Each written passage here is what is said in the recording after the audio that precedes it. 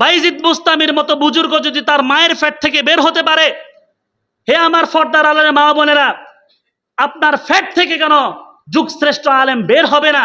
আপনি যদি বেপর্দায় চলেন, আপনি যদি বেনামাজি হন, আর আপনি নেককার সন্তানের আশা করবেন, এটি আপনার বোকামি ছাড়া আর কিছু নয়। আপনি টিকটকার হবেন, আপনার থেকেও টিকটকার বের হবে। আপনি বেনামাজি হবেন, আপনার পেট থেকেও অসৎ চরিত্র বেলাইনের বেনামাজি সন্তান আপনার পেট থেকে বের হবে। বেলাইনে চলে, বেপর্দায় চলে নেককার সন্তানের আশা করা যায় না। নেককার সন্তান দেয়ার মালিক কে?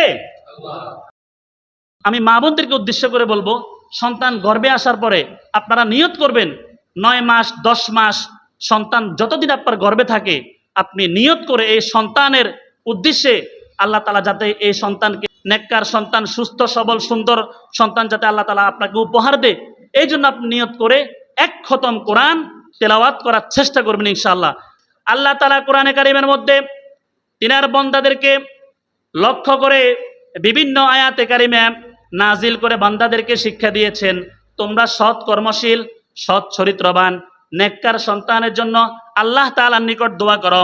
সূরা ফুরকানের ৭৪ নম্বর আয়াতের মধ্যে আল্লাহ তাআলা ইরশাদ করেন, রব্বানা হাব লানা মিন আজওয়াজিনা ওয়া যুররিয়াতিনা কুররাতা আয়ুন ওয়াজআলনা লিল মুত্তাকিনা ইমামা।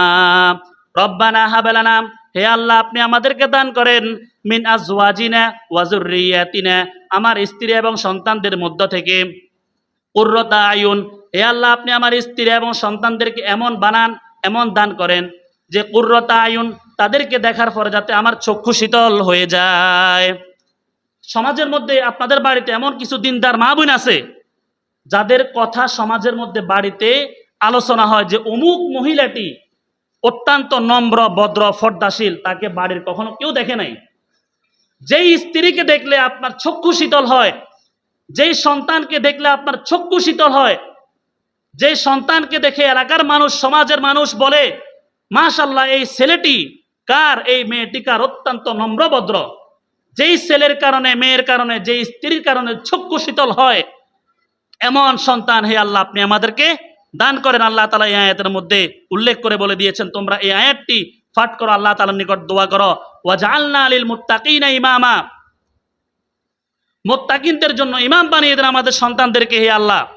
আল্লাহ তাআলা সূরা ইমরানের 37 নম্বর আয়াতে বলেন, রব্বি হাবলি মিন লাদুনকা যুররিয়াতান তাইয়্যিবা, হে আল্লাহ আপনি আমাকে আপনার পক্ষ থেকে নেককার সন্তান দান করেন। আল্লাহ তাআলা সূরা আম্বিয়ার 89 নম্বর আয়াতের মধ্যে বলেন, রব্বি লা তাজারনি ফারদান ওয়া আনতা খায়রুল ওয়ারিসিন, হে আল্লাহ আপনি আমাকে একাকী ছেড়ে দিয়েন না, আপনি আমার বংশের মধ্যে সন্তান দান করেন, নেককার সন্তান দান করেন, আপনি উত্তম ওয়ারিস। এই জন্য আল্লাহ তাআলা কোরআনে কারিমের মধ্যে অগণিত আয়াতে কারিমা বান্দাদেরকে শিক্ষা দিয়েছেন। আমরা মাজারে যাই বাবার কাছে, নাউজুবিল্লাহ বলেন, সন্তান চাওয়ার জন্য, বাবার পায়ে সেজদা দিয়ে আসি, মাজারে যাই সেজদা দিয়ে আসি, কিন্তু আল্লাহ তাআলা কোরআনে কারিমের অগণিত আয়াত উল্লেখ করে বলে দিয়েছেন যে এই আয়াতগুলো পড়ে পড়ে তোমরা আমার নিকট দোয়া করো, ইনশাআল্লাহ নেককার সন্তান দেয়ার মালিক কে?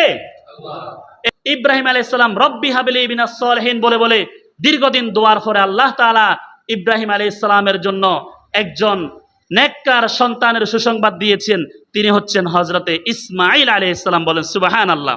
যাদের সন্তান হয় না, আপনারা মাজারে যাবেন না, বাবার কাছে চাইবেন না, আপনারা হুজুরের কাছে দোয়া চাইবেন ঠিক আছে, কিন্তু হুজুরের কাছে দোয়া চাওয়ার পাশাপাশি আপনার এই আমলগুলো করেন। আমাদের মধ্যে অনেকে আছে বিয়ের পরে 5 বছর 10 বছর হয়ে গিয়েছে, অনেক ডাক্তার কবিরাজ চিকিৎসা করাচ্ছি, কিন্তু সন্তান হচ্ছে না, পেরেশান, আমরা হতাশ, আমরা ডিপ্রেশনের মধ্যে চলে গিয়েছি, আমাদের সন্তান হচ্ছে না। যদি আল্লাহ তাআলা 80 বছর পরে ইব্রাহিম আলাইহিস সালামকে সন্তান দিতে পারে, আমাকে আপনাকে কি 5 বছর 10 বছর পরে সন্তান দেওয়ার ক্ষমতা আল্লাহ তাআলা রাখেন কিনা?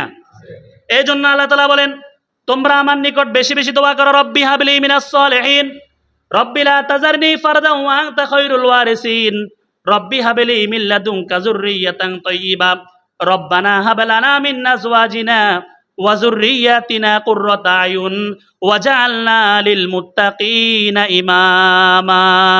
মুআজ্জাজ হাজিরিন, সর্বশেষ বলবো, আমি মা বোনদেরকে উদ্দেশ্য করে বলবো, যে আব্দুল কাদের জিলানীর মায়ের পেট থেকে যদি যুগশ্রেষ্ঠ আলেম বের হতে পারে, বাইজিদ বুস্তামির মতো বুজুর্গ যদি তার মায়ের পেট থেকে বের হতে পারে, হে আমার ফর্দার আলেমের মা বোনেরা, আপনার পেট থেকে কেন যুগশ্রেষ্ঠ আলেম বের হবে না?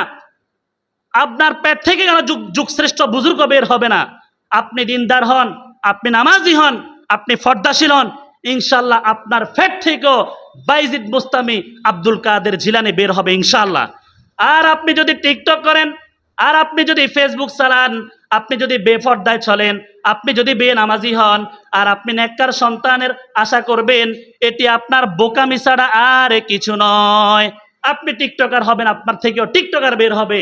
আপনি বেনামাজি হবেন, আপনার পেট থেকেও অসৎ চরিত্র, বেলাইনের বেনামাজি সন্তান আপনার পেট থেকে বের হবে।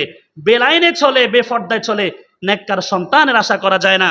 মা বোনদেরকে উদ্দেশ্য করে আরেকটা কথা বলবো, যখন সন্তান গর্ভে আসবে নিয়ত করে অন্তত এক খতম কোরআন তেলাওয়াত করার চেষ্টা করবেন।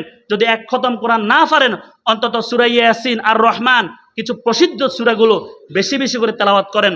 আর প্রিয় ভাইরা বাবারা, আপনাদেরকে উদ্দেশ্য করে বলবো, বিয়ে করেছেন 5 বছর 10 বছর হয়ে গিয়েছে, সন্তান হচ্ছে না, মাজারে যাবেন না, বাবার কাছে যাই চাইবেন না। একমাত্র ছাওয়ার মালিক কে? আল্লাহর কাছে চান, সেজদায় পড়ে থাকেন, তাহাজ্জুদের নামাজ পড়ে আর আল্লাহর নিকট দোয়া করেন, যেভাবে ইব্রাহিম আলাইহিস সালাম দোয়া করেছেন, রব্বি হাবলি মিনাস সলিহিন। আল্লাহ তাআলা আমাদেরকে আমল করার তৌফিক দান করেন। ওয়া আখির দাওয়ানা আলহামদুলিল্লাহি রাব্বিল আলামিন।